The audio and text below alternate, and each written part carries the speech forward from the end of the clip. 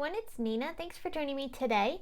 I wanted to share some inspiration with you using some of the newest products from Simon Says Stamp's October Making Spirits Bright release. So I've got a few of the products that I'm going to be using on my card today. One of them is the Pine Needles border and also the Holly Fanfare. These are both dies that work really well together. Now, in that same kind of theme, there's also the Pine Needles Trio and the Holly Collage dies. I didn't use these, but I wanted to show them to you quickly so that you could see that there's also other sizes of a very similar die set. Now, I'm going to be using some Tonic Studios mirror cardstock, and this cardstock is really great. It is foil cardstock in both satin and a really high gloss finish. But it is thick like regular cardstock, and you don't need to have any foiling machines or anything to get that beautiful foil effect because it's already foiled for you. So this is a great cardstock to use to get some really beautiful foil effects really easily. So I've die cut the pine needles from that green cardstock, and you can see the beautiful high gloss shine that you get, and the detail of that die is so pretty. I'm also going to use that Holly Fanfare die, and I'm going to cut that from the red satin cardstock, and I'm going to run that through my little sidekick machine. I'm using my sidekick machine because these are smaller dies, so they fit through that machine really easily. Now on my bigger die cutting machine, my Big Shot, I'm going to cut out the Simon Says Stamp Wonky Rectangles die, and I'm going to cut that from both some Shimmer Cream cardstock and also some polka dot paper from Echo Park's Deck the Halls collection. So I also cut a little strip of that pattern paper from the Deck the Halls paper pack, and I've used the Simon Says Stamp Scallop Stitches die to go ahead and cut that as well. And that's just going to create a little pattern strip to hold my pine needles to my pattern paper and also give a little bit of extra pops of color. From those berries that I die cut with the Holly die, I'm going to attach those down using some liquid glue. I also wanted to add a little bit of pop of dimension behind my pine needles that were cut from that foil paper. So I used some green cardstock, and I wanted it to be a little bit darker, so I took some Pine Needles Distress ink and darkened up that green. Now I'm going to take some score tape, this is just some double-sided adhesive, and attach that down. That'll allow me to then layer this piece of Pine Needles border behind my original one that was cut from the foil paper. So let me bring this up close so you can see how I'm offsetting that green, that darker green, from the lighter green, the foil paper on top. That's just going to give a little bit of extra fullness to the pine needle border and also give it a little bit of dimension. So I added that down, and I'll trim off the excess with my scissors. Now that I have my border ready for the bottom half of the card, I'm going to work on the sentiment.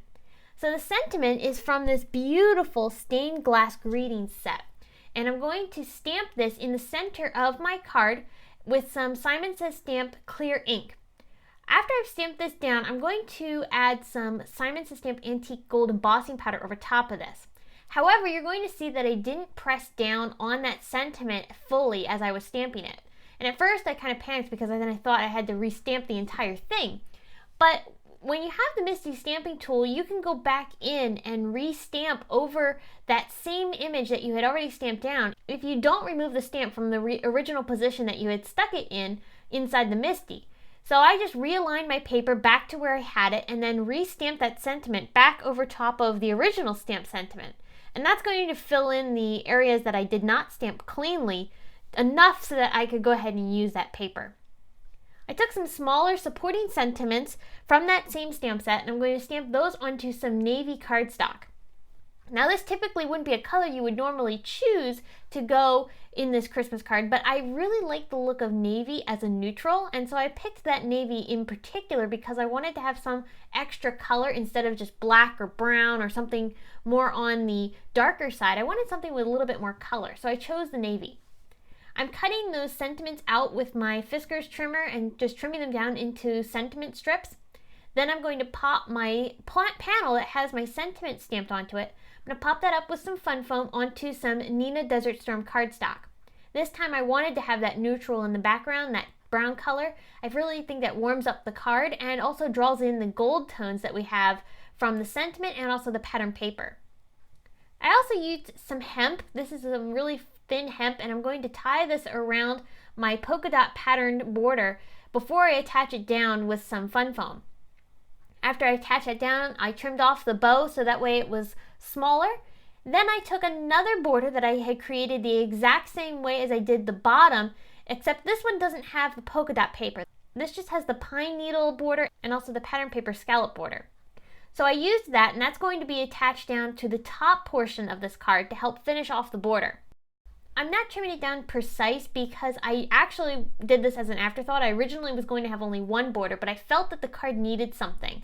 So I didn't decide this until after I had attached the entire card together. So I'm going ahead and adding this afterwards. So I'm just eyeballing as I go ahead and trim this down, and that's going to then fit across the top portion of my card. After I've added that down, my card is finished, and I really love how that foiled cardstock just pops right off of this card and adds so much interest to these die cuts. So I hope you enjoyed this video that featured some of the brand new Simon Says Stamp Making Spirits Brights products, as well as some ideas on how you can use them. Thanks so much for stopping by and spending some time with me. Keep in mind that Simon Says Stamp has a 2-day blog hop starting on October 12th at 8 a.m. There will be one blog hop on the 12th, and then on the second day there will be a second blog hop, and I'll actually be part of day 2's blog hop. So I hope you'll stop back to my blog and YouTube channel to see another video tutorial featuring some more of the new products. If you enjoyed this video, here are 2 more you might like featuring some Simon Says Stamp products. Thanks for watching this video. I will see you again very soon with another one, and until then, thanks for watching. Bye!